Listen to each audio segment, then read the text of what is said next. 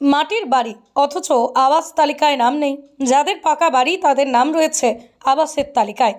এমনই অভিযোগ তুলে আবাস যোজনার সমীক্ষা করতে যাওয়া প্রতিনিধি দলের সামনে ক্ষোভ উগরে দিলেন দাসপুরের ধর্মা গ্রামের বাসিন্দারা।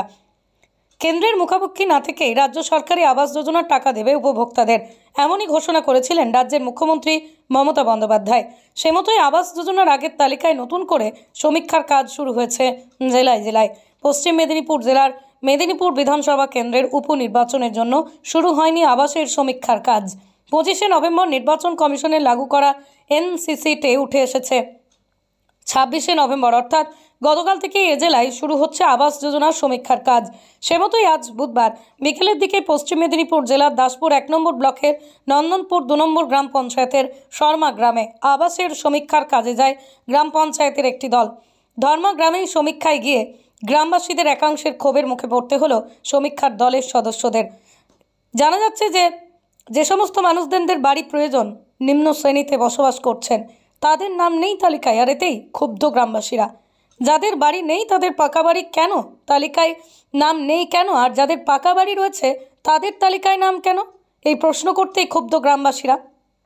তার বাসিন্দাদের অভিযোগ, ভাঙাচোরা মাটির বাড়ি অথচ আবাস যোজনায় তাদের নামের তালিকায় নাম নেই।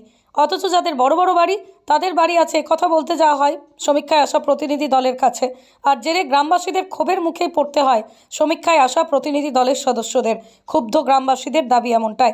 এ বিষয়ে নন্দনপুর 2 গ্রাম পঞ্চায়েতের প্রধান দুলাল মণ্ডলের কাছে জানতে চাওয়া হলে তিনি অবশ্য জানান এ ধরনের কোনো খবর তার কাছে নেই। তবে আজ ধর্মা গ্রামে গ্রাম পঞ্চায়েতের একটি টিম সমীক্ষায় গিয়েছিল বলেই জানান তিনি।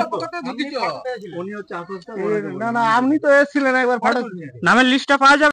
মাটির ঘরে পড়ে আছে, যাদের পাকার ঘর তার দিকে দোতলা দিচ্ছে, তার দিকে ঘুরে ঘুরে ঘর দেয়। আমাদের ঘর নাই, আমার দিকে দেয়নি ঘর দুয়ার। না তোরা দেখেনি পালিয়ে যাচ্ছে ঘরে, বলে তোমাদের ঘর আছে, তোমাদের ঘর আছে বাড়ি আমাদের যে আছে, আমাদের মাটির বাড়ি কোনো দেখা এসছে ইনকোয়ারি করতে, আমাদের মাটির বাড়ি কোনো দেখতে আসেনি।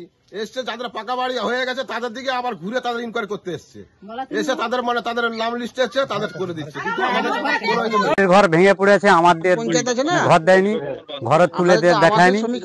আর যাদের পাকা বাড়ি তার দিকে পাকা বাড়ি দিয়ে ঘর, আমাদের কোনো ঘর আবাসে সেখানে নাকি ওই গ্রামের মানুষ বিক্ষোভ টিক্ষোভ দেখেছে, তাদের মাটির বাড়ি তাদের নাম নাই, যারা পাকা বাড়ি তাদের নাকি নাম আছে। এই যে একটা কেওয়াস হয়েছে, যদি একটু কিছু জানেন বা বিষয়টা বলেন। না না, আমার কাছে কোনো খবর আসেনি এরকম। আগে কি আমাদের সমীক্ষা হয়েছিল ওখানে ওই এলাকায়? হ্যাঁ, ধর্মায় হয়েছে, কিন্তু আমার কাছে কোনো ইয়ে আসেনি। মানে এই বিক্ষোভ বা এরকম গ্রামবাসীদের এরকম খবর জানেননি? ওরকম কথা আমাকে কেউ জানায়নি। আমার যারা গিয়েছিল তারা এখনো পর্যন্ত কিছুই বলেনি। মানে এই যে মাটির বাড়ি আছে পাচ্ছেনি বা এরকম পাকার বাড়ি আছে, এরকম কি কোনো আগে অভিযোগ ছিল আমাদের কাছে শুনেছিলেন? না না না না না, মানে এরকম কোনো ঘটনা হয়নি, তাই তো? না না না। ঠিক আছে, ঠিক আছে, থ্যাংক ইউ।